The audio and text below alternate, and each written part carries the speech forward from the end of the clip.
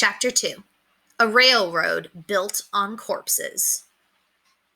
Even before the 49ers, the dream of building a waterway across Panama had never been completely forgotten. But everyone who had ever looked into it had given up. It seemed impossible. The United States of America was especially interested. Americans were sure their country would soon stretch all the way across the continent to the Pacific Ocean. Once it did, the different parts of the country would need a way to send mail, ship goods, and communicate between the east and west coasts. Land travel was difficult.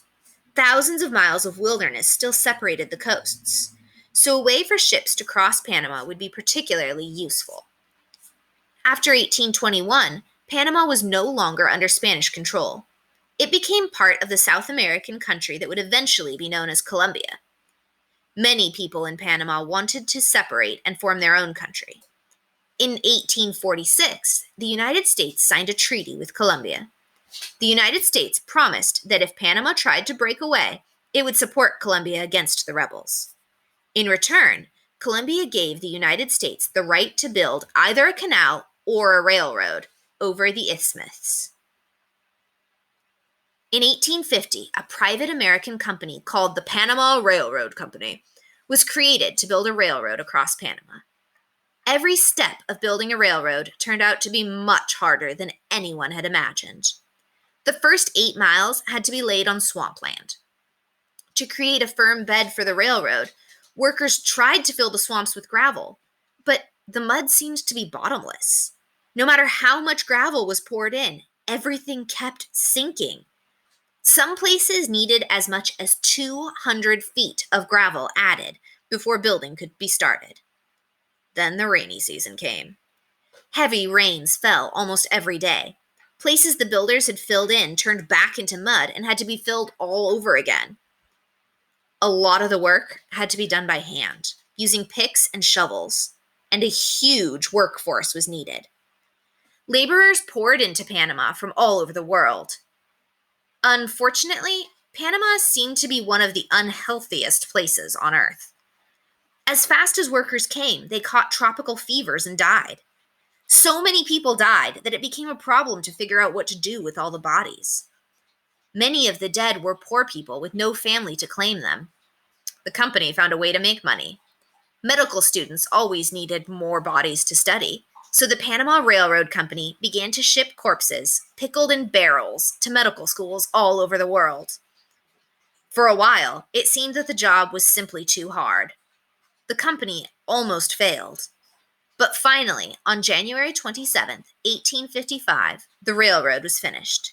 It had taken 5 years and cost millions of dollars more than expected.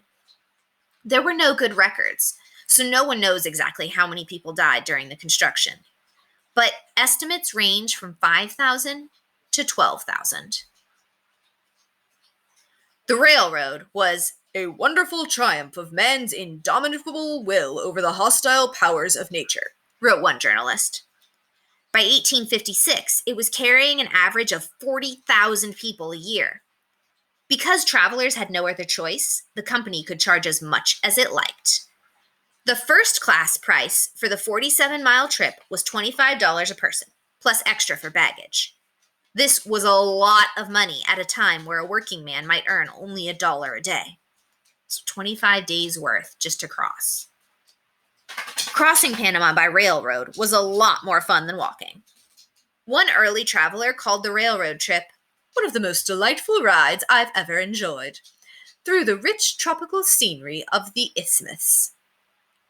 The success of the railroad brought the dream of building a canal right back to life. Of course, building a canal is more complicated than building a railroad. A train can climb steep hills, but a ship needs a flat path. How could anyone dig a canal all the way through the mountains of Panama? A train can cross a river by going over a bridge, but a ship can't. The powerful Chagres, I'll look up the pronunciation for next time. Chagres River ran right over any possible path across Panama. Digging a canal through it would create a giant waterfall. The jungles, swamps, and mountains were so thick and wild that no one had a good idea what the land was really like underneath. Many people hoped that somewhere, still hidden, might lie a perfect path for a canal. Between 1870 and 1875, the United States sent 7 different teams to explore places where the canal could possibly be built. These expeditions had a miserable time. Mosquitoes and biting insects were so thick that they kept everyone awake at night. Sudden rainstorms caused such terrible flooding that the explorers sometimes had to spend the night roosting in trees. One man said it was the worst country I ever saw. All the exploration seemed to show that building a canal across Panama was impossible. A better place to build might be Nicaragua, farther north. The distance across Nicaragua was more than 3 times longer than at Panama, but the mountains were lower and the land was more open. And at Nicaragua, there was a huge lake that could be used as part of the canal. Canal building became a huge hot topic after 1869. That year, the Suez Canal was opened. That canal cut across Egypt for about 100 miles to join the Mediterranean Sea with the Red Sea. Ships could now sail from Europe to Asia without having to go all the way around Africa. Kind of the same situation, but in different continents.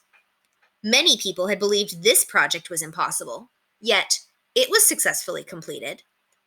If a Suez Canal was possible, why not a Panama Canal? The main force behind the Suez Canal was a Frenchman named Ferdinand de Lesseps. He was a dashing and handsome man of great energy and charm. He believed he could succeed at anything he wanted. And more important, he had the gift of making other people believe him. Once the Suez Canal was finished, he turned his attention to the idea of a canal across Central America.